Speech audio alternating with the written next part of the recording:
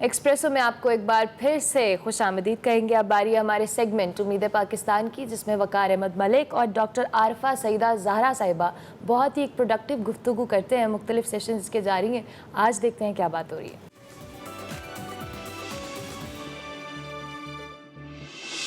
السلام علیکم ناظرین، میں ہوں وقار احمد اور آپ دیکھ رہے ہیں امید پاکستان. ڈاکٹر عارفہ سعیدہ صاحب ہمارے ساتھ موجود ہیں، اور جیسا کہ میں کہتا ہوں کہ کچھ شخصیات ایسی ہوتی ہیں کہ بیسیکلی بس نام کافی ہوتا ہے.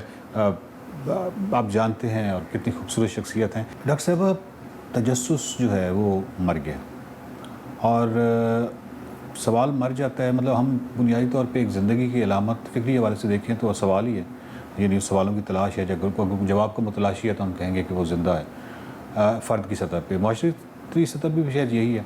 تو چاہے حیاتیات کہتی رہے کہ یہ زندہ ہے، لیکن اگر سوال اس کے پاس نہیں ہے تو وہ مر چکا ہے.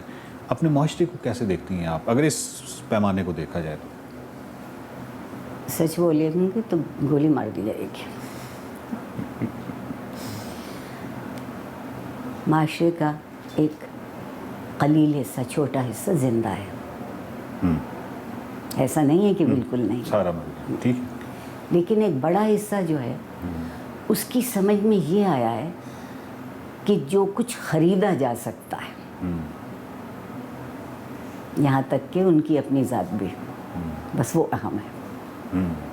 تو جب آپ یہ پیمانہ رکھ لیں کہ جو کچھ خریدا جا سکتا ہے وہ آپ کو بیان کرتا ہے، وہ آپ کا اظہار ہے، اور یا ہم یہ سوچ لیں کہ زندگی سے باخبر رہنا اور زمانے کا جو ماضی کا حال سے اور حال سے مستقبل کا رشتہ ہے، اس کو کسی حد تک سمجھنے کی کوشش کر لینا ایک زندہ ذہن، شعور اور احساس کی دولت ہے.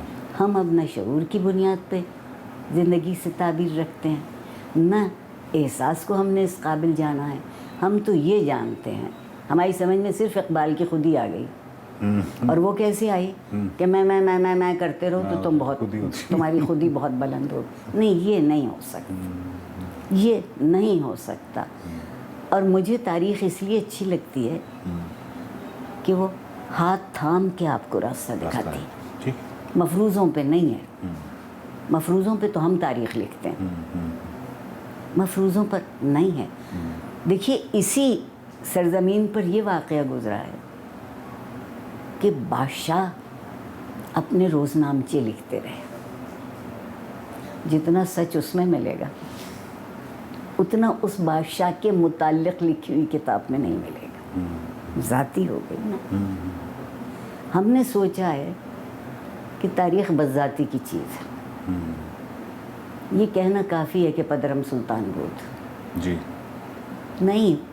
اعتبار کر لیجئے کہ ہمیں ٹھوکر لگ سکتی ہے، ہم غلط کر سکتے ہیں، لیکن اس سے بڑی گنجائش ہمارے پاس یہ ہے کہ پھر ہم اپنے آپ کو اس غلطی کو دہرانے سے بچا بھی سکتے ہیں. بالکل بچا لیجئے. ڈاکٹر صاحب، جب میں کہہ رہا ہوں تجسس مر گیا ہے تو میں اس کانٹیکسٹ میں کہہ رہا ہوں کہ جب آپ سوفوکلیس کا ڈرامہ دیکھتے ہیں یا قدیم یونان کی کوئی بھی چیز دیکھتے ہیں تو وہاں پہ ہارڈ کویشچنز آپ کو نظر آتے ہیں جس کی وہ متلاشی ہیں، جو بڑے سوال ہیں. آج بھی وہ 15-20 سوال ایسے ہی زندہ ہیں اپنے ہونے کے حوالے سے، جیسے کبھی تھے. تو وہ جو تجسس جس کا 3-4 ہزار سال انسان اس کا پیچھا کرتا رہا اور وہ سوالوں کا پیچھا کرتا رہا، تو آج ہمارے اپنے معاشرے میں دیکھتا ہوں کہ نہ بچے کے اندر وہ سوال ہے، کسی جگہ پہ وہ سوال نہیں ہے. فکر وہ سوال اس لیے نہیں ہے کہ ایسی اچھی بات آپ نے میرے دل کی کہی ہے. میں یہاں سے شروع کروں کہ سوال نہیں ہے، مکالمہ نہیں ہے. مکالمہ نہیں ہے، یگانگت نہیں ہے. واہ واہ واہ. یگانگت نہیں ہے تو ہم صرف بکھرے ہوئے ہیں، ہم ہجوم ہیں. ٹھیک ٹھیک، بالکل بہت اچھا ہجوم ہے. جو بات آپ تجسس کی کر رہے ہیں، قرآن کی آیت ہے کہ تجسس کرو اور ڈھونڈنے نکلو. سیرو کا لفظ ہے، سیر کرنا نہیں کہا. بغیر تجسس کے آپ ڈھونڈ نہیں سکتے. تجسس کی پہلی چیز یہ ہے کہ سوال اٹھانے کی اجازت ہو. آپ اپنے آپ سے تو اٹھا لیں گے، مگر اسے کہیں بہت کسی اپنی کتابوں میں نیچے چھپا کے رکھیں گے. اس کی ایک بنیادی وجہ یہ ہے، مجھے معاف کر دیجیے گا، کہ انسان کی تعریف کا ایک انتہائی مصنوعی پیمانہ ہم نے بنا رکھا ہے، اور وہ مصنوعی پیمانہ ہمیں جستجو، دیکھ بھال، پرکھ، تجزیہ کسے کہتے ہیں، تنقیدی فکر کسے کہتے ہیں، ٹھیک، آپ اس طرح کریں گے تو پھر آپ ہر چیز کے خلاف ہو جائیں گے۔ نہیں، میرا زندگی کا جو پہلا حق ہے وہ زندہ رہنے کا حق ہے۔ ٹھیک، اگر میں زندگی کا احترام نہ کروں اور ان لوگوں کا احترام نہ کروں جو زندہ ہیں، تو میں نے کیا کیا؟ ہم سمجھتے ہیں کہ زندگی کا کام یہ ہے کہ بس ہمیں دیے جائے، دیا جائے، ٹھیک ہے، اور جہاں کہیں اس نے ہاتھ کھینچ لیا تو یہ سب کسی اور نالائق کی وجہ سے تھا۔ ٹھیک، بالکل ٹھیک، بالکل ٹھیک۔ ڈاکٹر صاحب، ایک بچہ جو ہے، ہماری نفسیات کی مختلف اسٹڈیز ہیں جو ہمیں بتاتی ہیں کہ 4 سال کا جو بچہ ہے اس کو پر ڈے 4 سے 76 سوال پوچھنے چاہیے، اور بچہ جو ہے وہ ایک سیریز آف کویشچن پوچھتا ہے نا، مطلب اب بارش کیوں ہوتی ہے، پھر آپ کہتے ہیں بادل ہوتے ہیں، پھر وہ کہتا ہے بادل کیوں ہوتے ہیں، کہاں سے آتے ہیں، آپ کہتے ہیں سمندر سے آتے ہیں، ایک خاص جگہ پہ 3-4 سوال کے بعد آپ کہتے ہیں کہ میرا دماغ مت کھاؤ۔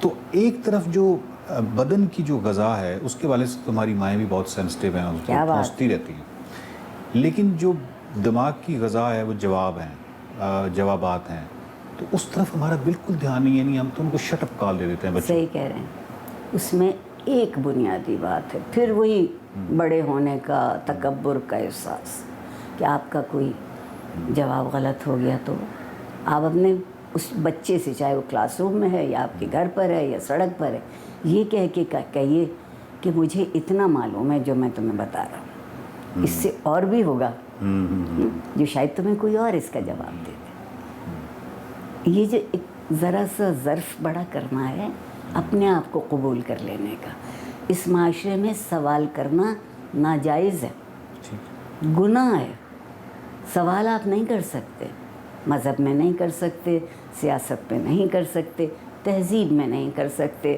زندگی کے منظرنامے پہ نہیں کر سکتے، تو پھر میں کیا سمجھوں، کیسے سمجھوں؟ تو ڈاکٹر صاحب یہ جو بچے ہوتے ہیں یہ کچھ ایسے سوال پوچھتے ہیں، مطلب ہم نے تو ہم بڑے ہوئے ہم نے تعصبات بھی سیکھ لیے، ہم نے خوف بھی سیکھ لیے، ہم بہت ہی پلیوٹڈ سے ہیں، بچہ بہت پیور ہے، تو وہ کیونکہ پیور ہے تو وہ سوال بھی بڑے خطرناک پوچھتا ہے، وہ جنس اور مذہب کے والے سے بھی پوچھے گا، تو کیا کریں؟ جواب دیجئے، جواب دیجئے، اور اتنی شائستگی آپ کے احساس فکر میں ہو کہ اس کو ایک شائستہ زبان میں کہہ سکے، بجائے اسے ڈانٹنے کے۔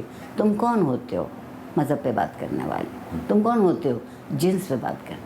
میں سوچتی ہوں کہ قرآن نے جنس کا ذکر کیا ہے، تو یعنی یہ بات تھی ایسی اہم کہ ہمیں بتایا جائے، جی، ہم بتانا نہیں چاہتے۔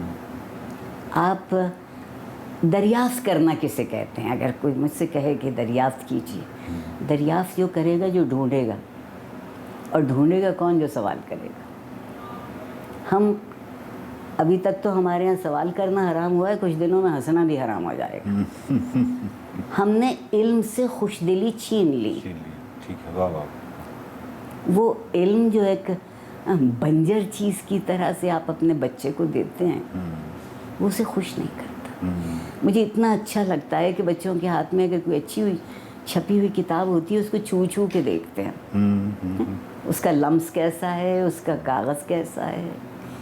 اگر صرف اس کی ظاہری شکل اس کی توجہ کو لے لیتی ہے، تو اگر اس میں کچھ توجہ کی بات لکھی ہے تو کیسے نہیں لے؟ کیا بات! تو جو فزکس ہے، جو کیمسٹری ہے، جو بایولوجی ہے، اگر یہ اپنی اس روح کے ساتھ پڑھائی جائے، پڑھانے والا ہو، تو مجھے کبھی کبھی ایسے لگتا ہے جیسے کسی اعلیٰ ترین فکشن سے بھی کہیں دلچسپ چیز ہے۔ ہمارے بچوں کے لیے ایک خود درد سر ہے، ہمارے لیے عذاب ہے فزکس، کیمسٹری، بایولوجی، میتھمیٹکس۔